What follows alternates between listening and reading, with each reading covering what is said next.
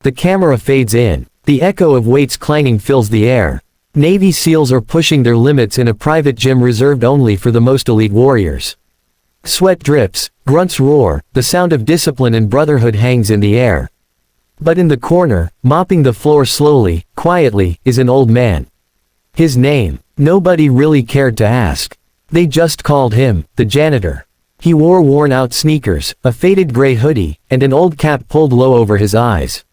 His back was slightly hunched, his steps slow, deliberate. He never spoke unless spoken to.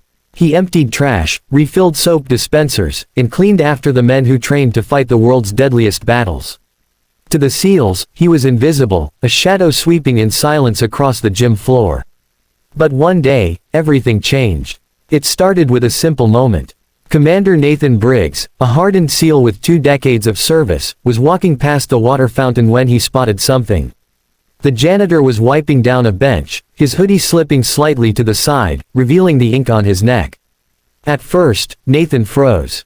The tattoo was unmistakable, 2 crossed tridents encircled by a faded eagle, a mark reserved only for the most secretive, most legendary warriors who ever wore the SEAL trident. It wasn't something you saw at a tattoo shop. It was a badge earned only in blood, silence, and sacrifice. Nathan's heart skipped. He stepped closer. "Hey, old man," he said quietly, his voice rough. "Where'd you get that tattoo?" The janitor paused. He looked up, eyes pale blue, tired yet sharp, as if they'd seen too much. He gave a small smile and went back to wiping the bench. "Just a mistake from a long time ago," he muttered. But Nathan knew better. He'd heard whispers in training, stories about missions no one spoke of, men whose names never made it into the books. Men who carried secrets heavier than metals. Nathan crouched down, lowering his voice. "That's not a mistake. That's you." The old man gave a long sigh, set the rag down, and finally looked him in the eye. "Son," he said softly, "some wars don't end when you leave the battlefield. They just follow you home." From that moment, the SEALs began to notice him. The way he moved wasn't just cleaning, it was precise, tactical. The way his eyes scanned the room wasn't boredom, it was habit, situational awareness drilled into his bones. Even the way he stood when resting carried a quiet readiness, the stance of a warrior who never forgot. Whispers spread. Who was he? That night, in the locker room, Nathan brought it up with the team. "That janitor," he said, lowering his voice. "He's not who we think he is." Another SEAL laughed. "Come on, man. He's pushing a mop, not running ops." But Nathan shook his head. "You don't carry that tattoo unless you've done things we can't even imagine." They decided to test him. The next day, during training, one of the younger SEALs, accidentally, dropped a kettlebell dangerously close to the old man. The janitor moved with lightning speed, faster than anyone expected, catching the weight before it smashed the floor. His grip was solid, his balance perfect. For a moment, the room fell silent. Then, without a word, he set it down and walked away. The men exchanged glances. It was true. He wasn't just a janitor. He was something more. Later that week, Commander Briggs approached him again. "You're one of us, aren't you?" Or, "You were." The old man didn't answer at first. He just kept mopping, each stroke slow, methodical. Finally, he whispered, "I was part of something that doesn't exist on paper. And it's better that way." Nathan pressed. "Tell me your name." The janitor stopped. The silence stretched so long that Nathan thought he wouldn't answer. But then, in a voice so low it almost trembled, he said, "Call me Cole." And with that, the secret began to unfold. The SEALs started to notice scars when his sleeves rolled up, long, jagged reminders of blades, shrapnel, and bullets. They saw how he winced when he bent down, as if carrying old injuries buried deep in the muscle. One night, during a blackout at the gym, Cole moved through the darkness like a ghost, guiding the men with calm precision as if it were second nature. It became clear, this wasn't just any veteran. This was someone who had lived through missions so dark, they were buried in classified files. One evening, a storm raged outside. The gym was nearly empty.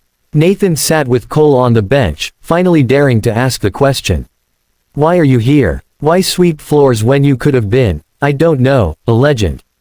Cole chuckled bitterly. "Legend. Legends don't bury their brothers in silence. They don't wake up at night choking on memories.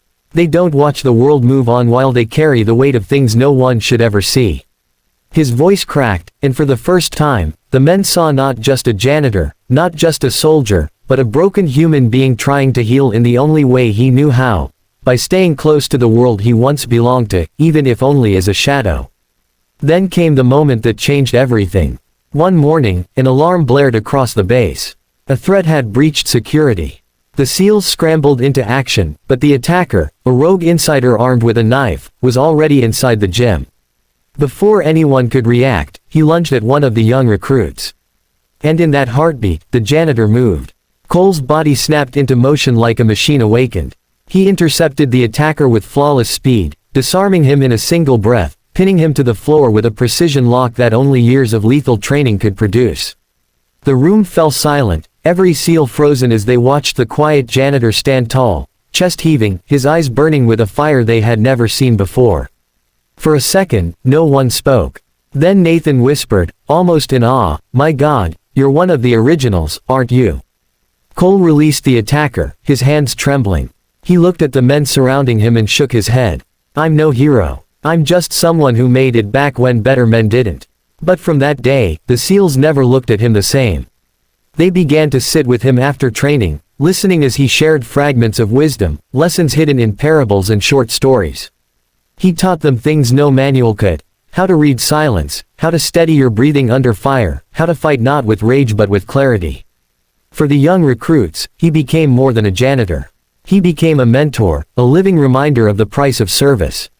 For Commander Briggs, he became a ghost from the past, a mirror of what it meant to lead men into darkness and bring them home, or fail to. One night, as the sun set behind the base, Cole finally let himself speak the words he had buried for years. Standing in the middle of the empty gym, he said quietly, "I was never meant to be remembered. Men like me, we fade so others can rise. But if there's one thing I'll leave you with, it's this: never forget the ones who didn't come back. Every push-up, every mile, every mission, you carry them with you. Don't let their sacrifice be wasted." Tears filled more than one pair of eyes that night. The janitor, once invisible, had become a legend, not through medals or glory, but through humility, pain, and truth. And as the camera slowly pulls back, the echo of his voice lingers: the real heroes are the ones who never came home. The screen fades to black. And then, softly, the narrator speaks. If this story moved you, if it made you think of those silent warriors who walk among us, don't forget to like, comment, and subscribe. Every share is a way of honoring the sacrifices we may never fully understand.